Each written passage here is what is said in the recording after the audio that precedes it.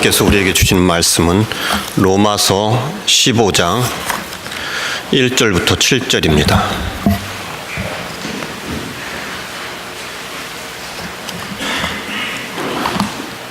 로마서 15장 1절부터 7절까지 한 절씩 교독하시겠습니다.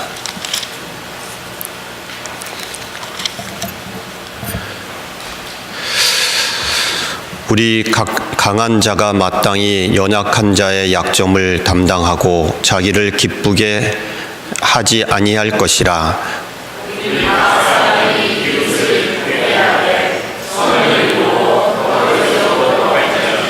그리스도께서 자기를 기쁘게 하지 아니하셨나니 기록된 바 주를 비방하는 자들의 비방이 내게 미쳤나이다 함과 같으니라.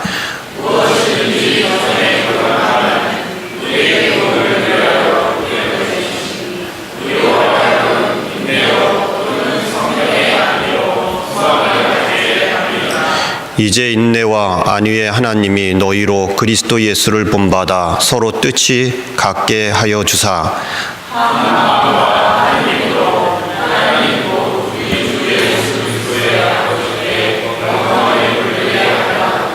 7절 다 같이 읽겠습니다. 시작. 이러므로 그리스도께서 우리를 받아 하나님께 영광을 돌리심과 같이 너희도 서로 받으라. 아멘. 예.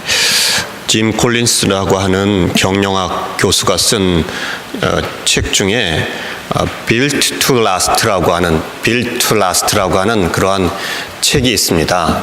한국말로는 그 제목을 성공하는 기업의 8가지 습관 이렇게 해놓았습니다. 이게 거기에 보면 이런 우화가 하나가 나옵니다. 무술 유단자의 우화 이런 겁니다.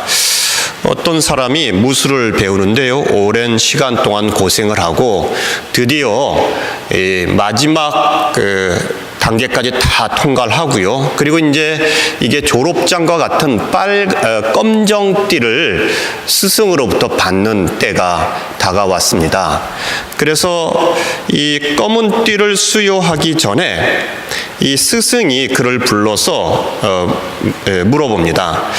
내가 너에게 검은 띠를 수여하기 전에 한 가지 더 시험을 좀 치러야지 되겠다. 이렇게 얘기를 합니다. 그러자 이 제자가 한 번 더 뭐 대련을 하는 것인가 이런 생각을 가지고요. 스승님, 저는 준비가 다 되었습니다. 이렇게 대답을 합니다. 그러자 스승이 제자에게 대련이 아니고 이것은 질문인데 너는 검은 띠가 도대체 어떤 의미라고 생각하느냐? 이렇게 질문을 던집니다. 그러자 이 제자가 스승님, 검은 띠는요, 수련 과정의 끝이요, 내 노력의 보상이라고 생각합니다. 이렇게 대답을 했습니다. 그렇게 이 말을 들은 스승이 제자를 물끄러미 쳐다보다가 네가 아직 검은 띠 받을 준비가 덜 되었구나. 1년 후에 보자. 이렇게 얘기를 했습니다. 1년 후에 다시 제자를 불러서 스승이 물어봅니다. 검은 띠의 의미가 무엇이냐? 그러자 제자가 다시 대답합니다. 검은 띠는 뛰어남의 상징이요, 최고의 성취를 말하는 것입니다. 이렇게 대답을 했습니다. 그러자 다시 스승이 그에게 네가 아직 준비가 덜 되었다. 1년 후에 다시 보자. 이렇게 이야기를 합니다. 그리고 1년 후에 제자를 다시 불러서 똑같은 질문을 합니다. 검은 띠의 의미가 무엇이냐? 이때에 제자가 이렇게 대답을 하였습니다. 검은 띠는 시작을 의미합니다. 자기 일을 극복하고 꾸준한 노력을 하고 보다 높은 수준의 추구라는 영원한 여행을 시작하는 것입니다. 노력할 준비가 되어졌다는 뜻입니다. 이렇게 대답을 하였습니다. 그때서야 스승이 그렇구나, 네가 이제 검은 띠를 받을 만한 자격이 있구나, 네가 정말 앞으로 노력을 시작할 준비가 되어졌구나, 이렇게 대답을 합니다. 여러분, 박사과정을 마치고 나면 PhD라고 하는 것을 받습니다. PhD, 여러 가지 말이 있습니다만 왜 PhD를 줄까요? 여러분, 이 말은요, PhD라고 하는 것은 Philosophy of 뭔가요? 닥터, 그런 거죠. 이 철학 박사란 뜻인데 이 뜻은요, 생각할 수 있는 준비가 되었다는 뜻입니다. 앞으로 더 생각하고 연구할 준비가 되었다는 것이죠. 네가 이제 모든 공부를 다 끝냈으니 이제 너는 되었다, 하산해라, 이게 아닙니다. 지금부터 시작이다, 그런 의미가 담겨져 있는 거죠. 기독교인들을 보면은요, 많은 분들이 예수 믿고 구원받고 이제 하나님을 내가 만났다, 그래서 이제 다 끝났다, 이렇게 생각하시는 분들이 많이 있더라고요. 예수 믿고 구원받는 것이 기독교 신앙의 끝일까요? 저희가 지금 출애굽기를 새벽 예배 때 계속 보다가 그 비슷한 이론이 계속해서 나오는 로마서를 요즘 새벽 예배 때 또 봅니다. 출애굽기를 보면은요, 하나님을 이스라엘 백성들이 찾습니다. 하나님, 정말 고통스럽습니다. 노예 생활이 너무 어렵습니다. 그래서 하나님께서 그들을 노예로부터 해방시켜 주십니다. 그런데 여기서부터 이스라엘 백성과 하나님의 생각이 다릅니다. 이스라엘 백성의 소원은 그저 이 애굽의 채찍질로부터, 그저 배고픈 거로부터, 그저 핍박으로부터 벗어나는 것만이 그들의 소원입니다. 그러나 하나님의 소원은, 하나님의 생각은 이스라엘 백성들이 이 애굽을 나가서 약속된 땅에 가서 그곳에서 하나님의 백성답게 살아가는 계획을 세워놓으십니다. 그러다 보니까 하나님께서 인도해 가실 때에 이 번번이 이스라엘 백성들은 하나님을 원망합니다. 하나님 꼭 이렇게 하셔야 됩니까? 하나님 이렇게 물이 없는 곳을, 음식이 없는 곳을, 하나님 전쟁이 있는 곳을, 하나님 도대체 왜 이런 것들을 저희들에게 주시나요? 이렇게 대답을, 이렇게 불평을 하게 되지요. 하나님의 계획은요, 그들이 그런 훈련과 고통과 어려움을 통과해서 드디어 가나안 땅, 약속의 땅, 자유민으로 하나님의 백성답게 살아가는 모습을 보기를 원하고 계시는 거죠. 우리가 로마서를 새벽 예배 때 볼 때마다 보면서 가장 강조한 것이 무엇이었습니까? 새벽 예배 때 복음에 대하여 제가 한 주 동안 설명하면서 가장 강조한 것은 복음은 내가 예수 믿었다, 이게 아니고요. 하나님께서, 나는 그저 오늘 하루만 편안하기를 원했던 사람인데 하나님께서 나를 부르시고 붙잡으셔서 건져내셔서 그래서 예수 믿는 자리, 구원의 자리에 있게 하셨다는 것이죠. 구원이 하나님의 손에 있었다는 것입니다. 구원이 하나님의 역사심 속에 있었다는 거죠. 그러니 우리가 교회에 오고 이 자리에 앉아 있는 것도 하나님의 은혜라, 하나님의 인도하심이라, 하나님의 부르심이라고 그렇게 보여지는 거죠. 그러면 우리는 무엇을 할까요? 하나님께서 나를 그렇게 강제적으로 구원하셨으면 이제 우리가 하나님의 자녀답게 살아가기 위하여 싸우고 노력하고 해야 하는 일들이 있는 거죠. 이 로마서는 12장부터는 어떻게 기독교인이 살아가야 되는지에 대하여 써놨습니다. 그리고 14장과 15장에 반복적으로 나오는 단어가 하나가 있는데 그것이 무엇인가 하니 덕이란 말입니다. 덕. 이 말을요, 좀 영어로 말하면 goodness라고도 해놨는데요, 덕. 이 14장 19절에도 우리가 화평의 일과 서로 덕을 세우는 일을 힘쓰나니 그랬습니다. 기독교인은 화평하는 것과 덕을 세우는데 힘써야 된다는 겁니다. 15장에서도요, 덕을 세우라고 2절 말씀에서 선을 이루고 덕을 세우도록 할지니라 이렇게 얘기합니다. 덕이 뭡니까? 덕이. 여러분, 이 덕이라고 하는 것은요, 전체를 기쁘게 하고 전체의 조화를 이루고 전체가 아름다운 관계를 이루어가는 것을 덕이라고 합니다. 저 사람은 덕이 있다, 저 사람은 덕이 없다, 그럴 때요, 그것이 무슨 복의 한 자락을 말하는 것이 아닙니다. 덕이라고 하는 것은 내가 기쁘기 위해서 다른 사람을 슬프게 하지 않는 것을 말합니다. 내가 이롭게 되고자 다른 사람에게 손해를 끼치는 것은 덕이 아닙니다. 다른 사람도 기쁘고 나도 기쁘고 그런 것이 덕입니다. 그러나 무엇보다도 덕에서 중요한 것은요, 하나님에게도 기쁨이 되고 이웃에게도 기쁨이 되고 나에게도 기쁨이 되는 것을 말합니다. 세 부분이 있는데요, 그러면 어느 것이 가장 우선순위가 있을까요? 하나님께 기쁨이 되어야지 됩니다. 그리고요, 그 다음에 이웃에게 기쁨이 되어야지 됩니다. 그리고 마지막에 나에게 기쁨이 되는 것이 덕입니다. 어쩔 수 없이 선택을 하라고 하면 우선순위에서 하나님 먼저, 그 다음에 이웃, 그 다음에 나를 두어야지 덕이 이루어진다는 거죠. 하나님도 기뻐하실 것 같고 나도 기쁩니다마는 그 일로 인하여 이웃이 상처를 받습니다. 그거는 덕스러운 것이 아닙니다. 하나님께서 많은 은혜를 주셔서 내가 이것을 참을 수 없어서 자랑을 했습니다. 그랬는데 이웃이 그걸로 인하여 시험에 빠지고 상처를 받습니다.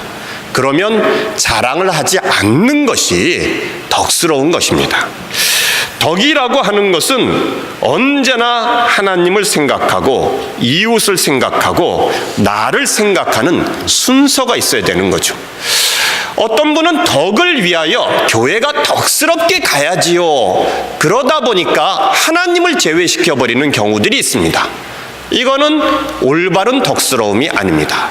먼저 하나님이 있고요. 그리고 이웃이 있고 내가 있어야지 된다는 것입니다. 여러분, 이 덕을 세워가는 거는요 참 어렵습니다. 여러분, 서로가 너무 다르기 때문에 그래요. 살아온 문화도 다르고 생각하는 것도 다르고 그러다 보니까 이웃의 기쁨이 나의 슬픔이 되기도 하고 나는 자연스러운 것이 이웃들에게는 문제가 되기도 하는 거지요. 이렇기 때문에 덕을 세우는데 참 어려운데요. 여기에 몇 가지 원리가 있습니다. 첫 번째는 1절 말씀에 보면 강한 자가 약한 자의 약점을 담당하라고 그럽니다. 강한 자가 약한 자의 약점을 담당하는데요. 우리 주변에는요, 믿음이 약한 사람이 있고 생각이 약한 사람이 있고 의지와 감정이 약한 사람이 있습니다. 어떤 부분이든지 미숙한 그런 부분을 가지고 있는 사람이 있습니다. 어떻게 감당하라는 뜻일까요? 어떻게 책임지라는 뜻입니까? 그것은요, 이해하고 기다려주고 좀 받아주고 낙심하지 말고 기다려주는 모습, 믿어주는 모습, 이런 것이라는 거죠. 예전에 제가 한번 말씀드린 것 같습니다만 제가 닭을 키울 때에 참 처절하게 배운 것이 있습니다. 영어 그 단어 중에 패킹 오더라고 하는 게 있지요. 패킹 오더. 여러분, 이 닭을 키우면 이 무리를 지으면 거기에 대장닭이 반드시 나타납니다. 대장닭이. 그리고 거기에 쫄병 닭들이 나옵니다. 제가 닭을 키울 때도 이 대장닭이 있고요. 중간 닭들이 있습니다. 중간 닭들이 힘도 세고 빠르니까 가면서 먹이를 먼저 먹습니다. 먼저 모이를 먹으면은요, 대장닭이 가만두지 않습니다. 그 이마를 쫌니다. 그런데 이 일을 한두 번 당하는 것이 아니고 여러 번 당하다 보면은요, 이 중간 닭들의 이마가 빵꾸가 나서 피가 흐릅니다. 그래서 죽습니다. 정말 그런 일들이 벌어집니다. 여러분, 이게 닭들 가운데만 있는 일이 아닙니다. 이 패킹 오더는요, 사람들 속에서도 있습니다. 힘 있는 자가, 강한 자가 약한 자들을 쫌니다. 미숙한 자들을 쫌니다. 감정적으로, 생각적으로, 능력으로 약한 자들을 공격을 합니다. 여러분, 이것이 죽을 수도 있다는 것을 사람들이 생각을 안 합니다. 정말 죽을 수도 있는 문제가 되는 거죠. 제가 그 부분을 보면서 교회는 패킹 오더가 아니고 그레이스 오더다, 은혜의 질서다, 이런 생각을 해봅니다. 교회는요, 강한 자들이 쪼는 게 아니고요, 강한 자들이 기다려주는 겁니다. 약한 자들이 하룻강아지 법무서인 줄 모르고 돌아다닐 때도 기다려주는 겁니다. 바라봐주는 겁니다. 쳐다봐주고 이해해주고 네가 아직 몰라서 그렇구나, 그렇게 생각해 주는 것이 교회입니다. 교회 안에서까지 패킹 오더가 있고 쪼아대고 그런다면 여러분, 어떻게 덕을 세워갈 수가 있겠습니까? 교회는 우리의 은혜로 바라보는 거죠. 고린도 교회 이야기가 있는데요, 고린도전서 1장을 보면 고린도 교회의 모습이 나옵니다. 고린도 교회는 구변이 있고 지식이 있고 은사가 있고 성령의 역사가 있는 교회입니다. 방언이 있고 예언이 있었습니다. 이 정도만 보면은요 좋은 교회입니다. 그런데 사도 바울은 고린도전서 3장에서 이 교회를 가르치면서 두 가지의 호칭으로 부릅니다. 첫 번째는 너희가 그리스도 안에 있는 어린 아이들이다. 그래서 내가 너희들에게 밥으로 먹이지 못하고 젖으로 먹인다. 순한 것으로 먹일 수밖에 없다. 이렇게 얘기합니다. 또 한 가지는 너희는 육신에 속한 자들이다. 이렇게 얘기합니다. 육신에 속한 자들. 신령한 것을 쫓아가지 못하는 육신에 속한 자들이다. 여러분, 이 말을 사도 바울이 왜 하는 것일까요? 이 교회는 많은 은사가 있고 영적인 체험들이 있지만 그러나 이 교회는 시기가 있고 질투가 있고 분쟁이 있는 교회입니다. 갈라져서 싸웁니다. 그러면은 이것이요 어린아이와 같아졌다는 뜻입니다. 여러분, 어린아이들 보십시오. 싸우는 이유가 기가 막힙니다. 별일도 아닌데 지구가 멸망할 것처럼 싸워대지 않습니까? 이게 어린아이들입니다. 그러나 우리가 어린아이들을 비웃지만 가만히 보십시오. 어느 교회가 싸웠다. 여러분 가서 가만히 들어보십시오. 죽고 살 것처럼 싸웠는데 이유를 들어보면 커튼 색깔 때문에 싸우고 피아노 바꾸는 것 때문에 싸우고 예배 순서 때문에 싸우고 여러분 별 이상한 이유 때문에 싸움이 시작되어지는 경우들이 너무 많은 거죠. 여러분, 우리가 분명히 알아야지 됩니다. 덕이 무엇이냐? 덕이 무엇이냐? 여러분, 덕이라고 하는 것은 다른 것이 아닙니다. 이 덕이라고 하는 것은 강한 자들이 약한 자들의 약점을 담당하고 받아들여주고 그리고 이해해주고 기다려줄 줄 아는 모습. 이것이 덕인 거죠. 어느 60대 된 부인들이 모여서 대화를 나눕니다. 이 부인들이 이런저런 얘기하다가 밥할 때 나오는 돌에 대한 이야기를 합니다. 그러자 그 중에 있던 어떤 여자분이 이렇게 얘기합니다. 나는 평생 밥을 하면서 돌을 나오게 하지 않았다고 얘기합니다. 최소한 내 남편의 밥그릇에서는 돌이 나온 적이 없다고 이렇게 얘기를 합니다. 여러분 정말 그럴까요? 내 밥그릇에 돌이 나왔으면 남편 밥그릇에도 돌이 나오겠지요? 그런데 왜 이런 얘기를 할까요? 남편이 돌이 나왔을 때도 그 아내를 타박하지 않고 나가서 보이지 않게 무안하지 않게 돌을 뱉고 들어온 거죠. 그런 인생을 살아온 것이지 자기가 잘나서 자기가 능력이 있어서가 아닌 것이죠. 강한 자가 약한 자를 돌아보는 것입니다. 또 한 가지는요, 여기에 보면 1절과 2절을 보면 이웃을 기쁘게 하라. 자기를 기쁘게 하지 말고 이웃을 기쁘게 하라. 이렇게 얘기합니다. 자기 중심적으로 생각하지 말고 다른 사람의 마음을 헤아려 주어라. 그런 뜻입니다. 여러분, 좀 주변 사람들의 마음을 헤아려 주는 것이 덕이 있는 겁니다. 주변 사람의 상처와 어려움과 고난과 문제를 헤아려 주는 것이 덕이 있는 모습입니다.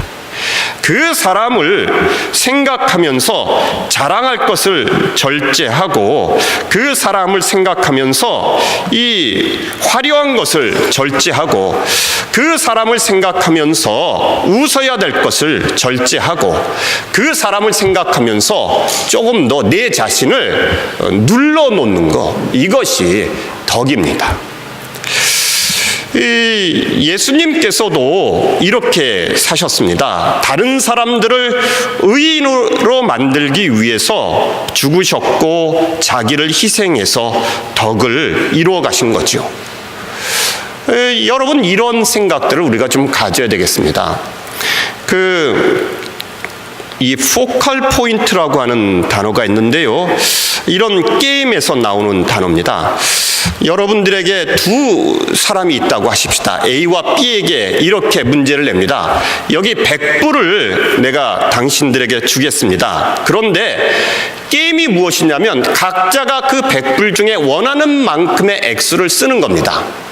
그런데 그 액수를 서로가 모르겠습니다. 그런데 두 사람의 액수가 100불을 넘어가면 둘 다 한 푼도 못 받습니다. 그러나 두 사람의 합계가 100불보다 작으면 그러면 자기가 쓴 것만큼 받을 수가 있습니다. 여러분, 그러면 이제 누구에게 신경을 써야 되는 겁니까? 상대방이 몇 불을 쓸까? 100불 중에 내가 90불을 쓰면 상대방이 10불을 쓸 수 있을까? No way. 내가 만약에 60불을 쓰면 상대방이 30불을 쓸까? 아니지. 내가 그러면 적당하게 반이라고 생각해서 40불 정도를 쓰면 상대방도 그 정도 쓰지 않을까? 이렇게 생각을 하는 겁니다. 상대방을 생각하는 거죠. 여러분, 여기서 이런 것을 잘 알려주는 게임이 하나가 있습니다. 그 게임이 뭐냐면 그 스피드 게임이라고 하는 거죠. 스피드 게임. 이렇게 서로가 모르는 상태에서 맞추는 거예요. 여러분, 서로가 모르는 상태에서 이것을 맞춰가는 겁니다. 그런데 내가 이 단어에 대해서 이렇게 대답을 하면, 이 말을 하면 상대방이 이 단어를 맞힐 것이라고 생각을 하는데 그것이 틀려지는 경우가 너무 많죠. 그래서 우리가 웃기도 하고 그리고 우리가 그것을 보면서 즐거워도 하죠. 어떤 부인이 그 남편과 이 게임을 하다가 칠갑산이라고 하는 단어가 나옵니다. 그러자 아내가 남편에게 이것을 맞추라고 급하게 설명을 하는데 뭐라고 했는가 하니, 여보, 당신이 노래방에 가면 항상 부르는 거 있잖아요. 남편이 노래방 갈 때마다 칠갑산을 부릅니다. 그랬는데 남편이 칠갑산이라고 나올 줄 알았는데 이 남편이 갑자기 당황해서 대답한 것이 뭐냐면 도우미 아줌마, 이렇게 대답을 합니다. 여러분, 남편은 항상 노래방 가면 뭘 부른 거예요? 도우미 아줌마를 부른 겁니다.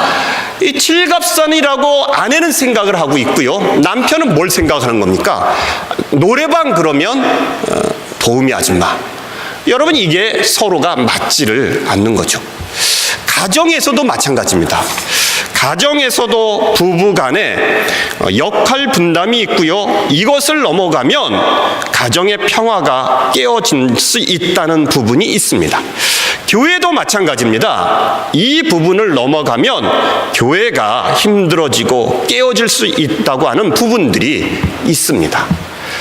여러분, 상대방을 생각하고 상대방을 헤아리고 상대방의 마음과 상황을 헤아려 주는 것, 이것이 바로 상대방을 기쁘게 하는 것이요, 그리고 이것이 덕을 세우는 것입니다. 교회 안에서조차 내 기쁨이 우선이 되어져서 많은 사람들이 상처를 받을 수 있다면 여러분, 그것은 잘못된 것이지요. 또 한 가지는요, 이 7절 말씀에 보면 서로 받으라, 이렇게 얘기합니다. 서로 받으라, 서로 수용해라, 서로 받아들여 줘라, 이런 이야기죠. 서로 영접해라. 그런데 어떻게 수용하고 어떻게 받으라고요? 그리스도께서 우리를 받아 하나님께 영광을 돌리심과 같이 너희도 서로 받아라. 예수님이 우리를 받은 것처럼 받으라는 겁니다. 이렇게 망가지고 죄인이고 그리고 회복 불가능한 나를 받으신 것처럼 좀 서로 받아주어라고 이렇게 얘기를 하고 있는 것이죠. 여러분, 예수 믿는 생활은요, 예수님을 닮아가는 것입니다. 그런데 이 성장이 한꺼번에 이루어지지를 않습니다. 여러분, 이 아이들이 성장해 가는 모습을 보십시오. 성장이 한꺼번에 이루어지나요? 저희 아이들도 보면 이제 저희 강이 얼굴이 굉장히 조그만데 벌써 어른 이빨이 나옵니다. 그러면은 얼굴에 보이는 것은 이빨만 보이고 딴 건 안 보입니다. 산이도 그랬고요. 그런데 그 안에 한꺼번에 다 그 어른 이빨이 된 것이 아니고요, 어른 이빨이 있어서 큰 이빨이 있는가 하면 조그만 유치가 아직도 있습니다. 그렇죠. 어른 이빨과 아기 이빨이 그대로 있죠. 아이가 자랄 때 보면은요, 아직 키는 안 컸는데 발은 왜 이렇게 빨리 컸는지, 이게 완전히 아이의 몸을 두고 보면 도둑놈 발입니다. 얼마나 큰지 모릅니다. 거기에 맞춰서 아이가 점점 키가 커가고 성장해 가는 거잖아요. 근데 발만 보면은 이야, 이게 불균형입니다. 이런 모습들이 우리 가운데 있다는 거죠. 교회 안에 보면은요, 어떤 분은 봉사와 섬김이 있어서 아주 열심입니다. 그런데 성경 공부만 하자고 하면 안 나오십니다. 오셔도 주무십니다. 그렇게 약점이 거기에 있습니다. 어떤 분은 물질을 참 잘 바치십니다. 그런데 몸으로 뭘 하자고 하면 싫어하십니다. 또 어떤 분들은요, 하나님께 시간도 잘 바치고 그러는데 물질이나 혹은 자식 문제가 가면 하나님께 바칠 줄을 모릅니다.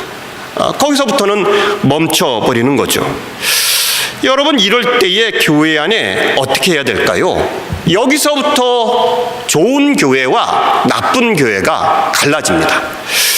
여러분, 이 교회 안에 상대방들이 아직 잘하고 있다는 생각으로 기다려주지 못한다면 문제가 생깁니다.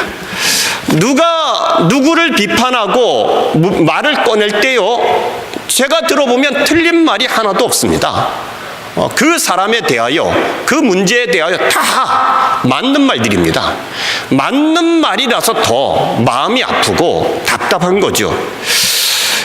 단지 그 부분이 아직 덜 성숙하고 성장했다고 보고 있는 것이 아니고, 이 부족한 부분만을 끄집어내서 성장하고 성숙한 부분은 얘기하지 않고 부족한 부분만 비판합니다. 저 사람이 시간이 필요하고 훈련이 필요하고 지금 당장은 보기 좋지 않지만 그러나 변화되어질 것이라고 그렇게 얘기하지 않고요. 이 미숙한 부분만을 끄집어내서 계속해서 지적질을 합니다. 이렇게 지적해 갈 때에 여러분, 문제가 무엇입니까? 우리는 서로 지적할 만한 요소들을 충분히 많이 갖고 있다는 거죠. 목사인 저에게도, 장로님들에게도, 집사님들에게도, 권사님들에게도, 성도들 서로 간에도 끄집어내서 지적할 만한 것이 엄청나게 서로 많이 있다는 것입니다. 그러다 보니까 온 교회가 다 미숙한 사람이고 문제 있는 사람이고 부끄러운 사람들이고, 결국 이 교회는요, 부끄러운 교회요, 사탄의 교회요, 멸망해야 되는 교회, 나쁜 교회가 돼버립니다. 좋은 교회는 어떨까요? 성숙한 부분을 보면서 격려해주고 칭찬해주고, 나도 저 좋은 부분을 좀 따라갈 수 있을까? 흉내낼 수 있을까? 이렇게 되어지는 거죠. 도전을 받는 것입니다. 그렇게 보면은요, 다 성자 같고 하나님의 자녀 같고, 그리고 세상 사람들에게도 자랑할 것들이 있습니다. 우리 교회 와봐라. 우리 교회 오면 열심히 땀 흘려 봉사하는 분들이 있고, 우리 교회 와보면 보이지 않는 곳에서도 기도하는 분들이 있고, 우리 교회 와보면 성실하게 하나님을 믿는 사람들이 있더라. 여러분, 이렇게 되어지는 것입니다. 목사님들이 혹은 교인들이 자랑하는 교회를 한번 가보십시오. 제가 내린 결론은 그겁니다. 좋은 교회나 나쁜 교회나 교인들의 모습은 다 비슷비슷하더라고요. 가보면은요, 신앙의 모습이나 살아가는 모습들이 별 차이 나지 않습니다. 그런데 어떤 교회는 나쁜 교회고 어떤 교회는 좋은 교회더라고요. 뭐가 다른 겁니까? 좋은 교회는 성도가 서로를 바라보면서 좋은 모습을 보고 자랑스러워 생각하고, 저런 사람이 우리 교회에 있구나, 나도 저렇게 되고 싶구나, 그러면서 도전을 받고 열심을 내는 교회, 그러면 좋은 교회고요.